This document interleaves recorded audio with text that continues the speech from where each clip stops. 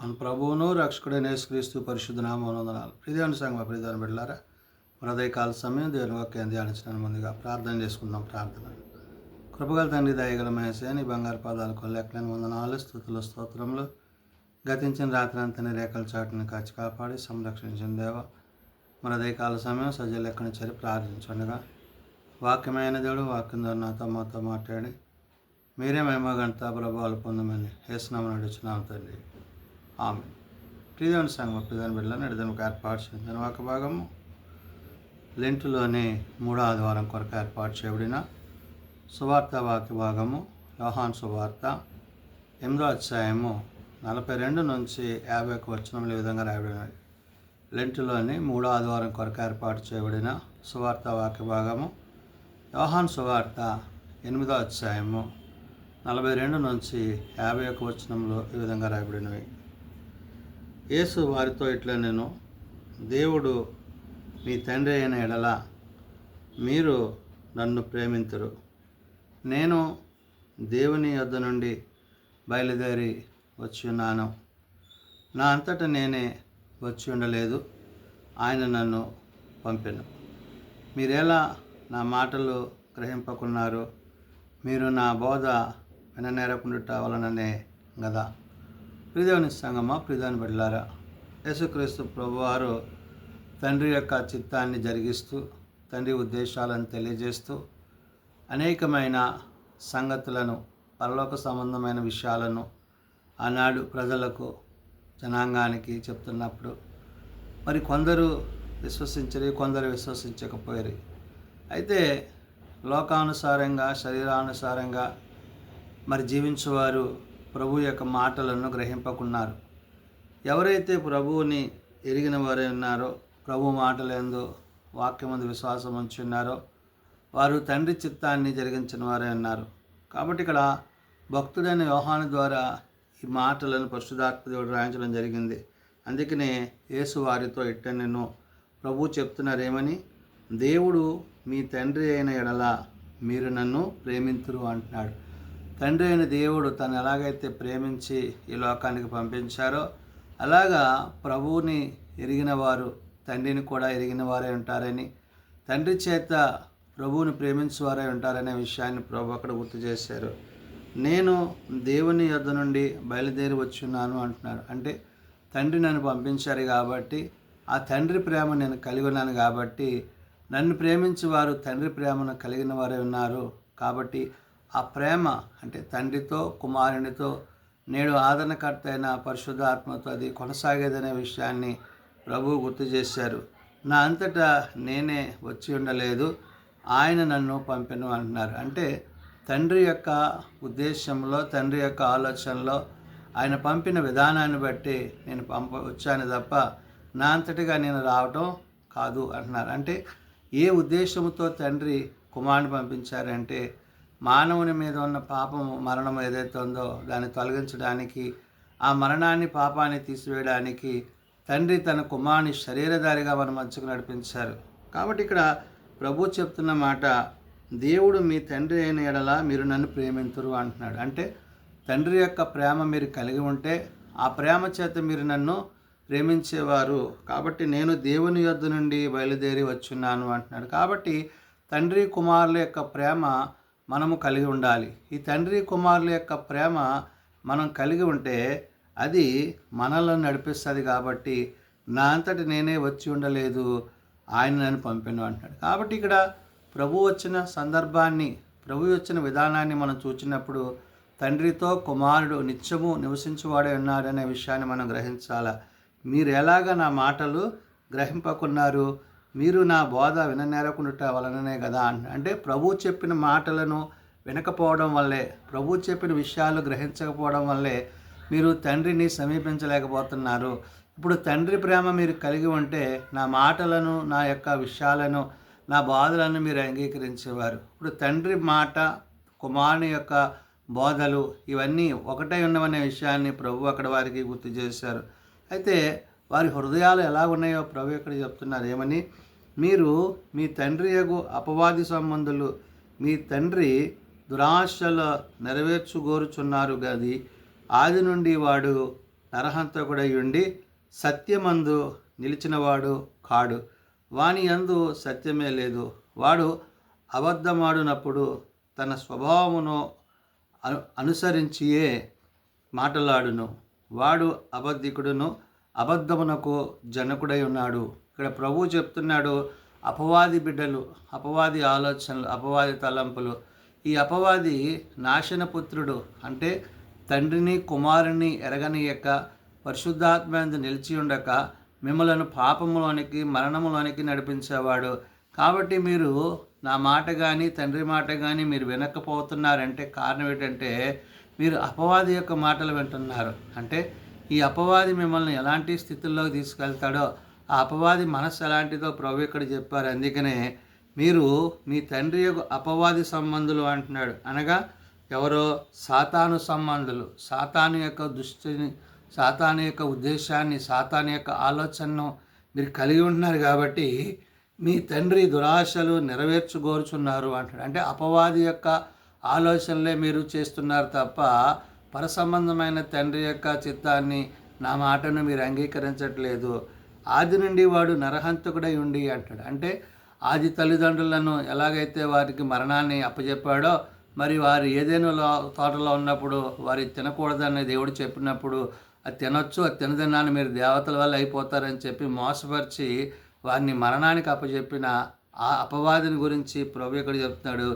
ఆది నుండి వాడు నరహంతకుడై ఉండి సత్యమందు నిలిచిన వాడు కాడు. అంటే ప్రభు సత్యం చెప్తే ఆ సత్యాన్ని కాదని అసత్యాన్ని చెప్పి వారిని మోసం చేశాడు. వాని యందు సత్యమే లేదు అంటాడు. కాబట్టి అతడు అపవాది. అంటే అపవాది అంటే దేవుని విరోధిగా, దేవుని ఉద్దేశాలకు దూరస్తుడిగా ఉంటూ దేవుని బిడలను నాశనం చేసేవాడు ఉన్నాడు. కాబట్టి వాడు అబద్ధమాడినప్పుడు తన స్వభావమును అనుసరించి మాట్లాడు. అంటే తన స్వనీతిని తన ఆధారం చేసుకుంటాడు. అంటే ఈ అపవాది ఎలాంటి వాడు అంటే నేనే మంచోడిని, నేనే గొప్పవాడిని, నాకంటే మంచోళ్ళు లేరన్నట్టుగా చెప్పి మిమ్మల్ని కూడా అటు రీతిగా అతడు మోసగించి నాశనానికి నడిపించేవాడై ఉన్నాడు. కాబట్టి వాడు అబద్ధికుడును అబద్ధమునకు జనకుడునై ఉన్నాడు అంటున్నాడు. కాబట్టి అపవాది మాటలకు మీరు చోటియొద్దు అంటున్నాడు.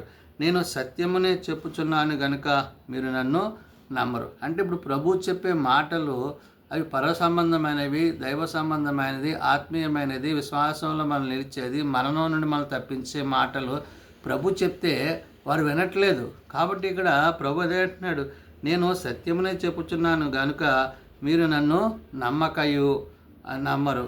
నా యందు పాపం ఉన్నదని మీరు ఎవడు స్థాపించునో, నేను సత్యము చెప్పుచున్న ఎడల మీరెందుకు నన్ను నమ్మరు అంటున్నాడు. అంటే పాపము నుండి మరణము నుండి విడిపించడానికి తండ్రి నన్ను పంపించాడనే విషయాన్ని నేను చెప్పినా కూడా మీరు నమ్మట్లేదు, నా బోధలు నమ్మట్లేదు, మీ మధ్య ఉంచిన ఆదరణకర్తను నమ్మట్లేదు.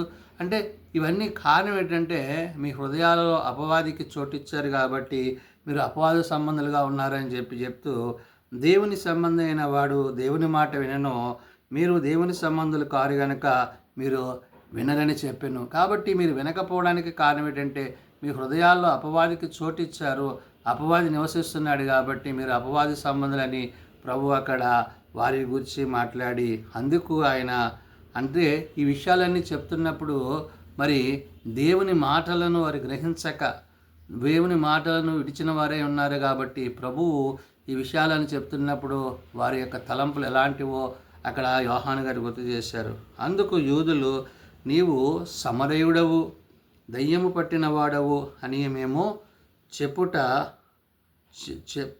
చెప్పు మాట సరియే కదా అని ఆయనతో చెప్పగా, ఇక్కడ ప్రభువుని ఏమంటున్నారు, నీవు సమరయుడవు, నువ్వు దయ్యం పట్టిన వాడు అని చెప్పి ఈ యూదులు ప్రభువుని గురించి మాట్లాడుతున్నారు. అంటే చూడండి, అపవాది వారిని ఏ విధంగా ప్రేరేపణ చేసిందంటే ప్రభువుని దయ్యం పట్టినవాడని, నీవు సమరయుడు అని, ఇలాగా మరి క్రీస్తుని గురించి అనేకమైన చెడ్డ మాటలు ఈ యూదులు మాట్లాడారు. అందుకు యూదులు, నీవు సమరయుడవును దయ్యం పట్టిన వాడవను అని మేము చెప్పు మాట సరియే కదా అని ఆయనతో చెప్పగా, ప్రభువులు అంటున్నప్పుడు యేసు ప్రభు అంటున్నారు, యేసు నేను దయ్యం పట్టిన వాడను కాను, నా తండ్రిని గణపరచువాడను, మీరు నన్ను అవమానపరుచుతున్నారు. అంటే నేను ఎందుకోసం వచ్చానో తండ్రిని కనపరచడానికి వచ్చాను, తండ్రి చిత్తాన్ని జరిగించడానికి వచ్చాను, తండ్రి ఉద్దేశాలు నెరవేర్చడానికి వచ్చాను. తండ్రి నేను ఏకమై ఉన్నాము కాబట్టి ఆ విషయాలను మీరు గ్రహించలేదు కాబట్టి మీరు ఈ విధంగా మాట్లాడుతున్నారని చెప్పి యూదులను గురించి ప్రభు అక్కడ చెప్పిన వాడంటే, నేను దయ్యం పట్టిన వాడను కాను, నా తండ్రి గణపరచువాడను, మీరు నన్ను అవమానపరుచున్నారు అని చెప్పి ప్రభు వారి గురించి మాట్లాడారు.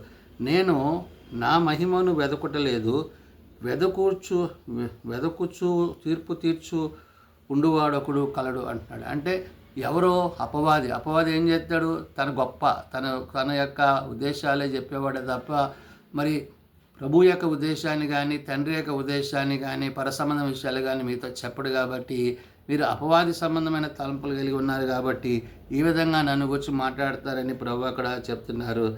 నేను నా మహిమను వెదకుటలేదు అంటే నేను ఎందుకోసం వచ్చాను? తండ్రి చిత్తాన్ని జరిగిస్తూ తండ్రి ఉద్దేశాన్ని నెరవేరుస్తూ ఏ మరణమైతే మీ మీద ఏలుబడి చేయించున్నదో దాన్ని తీసివేయడానికి తండ్రి నన్ను పంపించారనే విషయాన్ని చెప్పినప్పుడు, వెదకుచు తీర్పు తీర్చుచున్నవాడు ఒకడు కలడు, ఒకడు నా మాట గైకొనని ఎడల వాడెన్నడూను మరణము పొందడు అని ప్రభు చెప్తాడు. అంటే ఎవరైతే ప్రభు మాట వింటారో ఆ ప్రభు మాట విన్నవాడు మరణాన్ని జయించిన వాడిగా, ఆ మరణపు ముళ్ళు విరిచిన క్రీస్తుని కలిగిన వాడే ఉంటాడని ప్రభు ఇక్కడ చెప్తున్నాడు.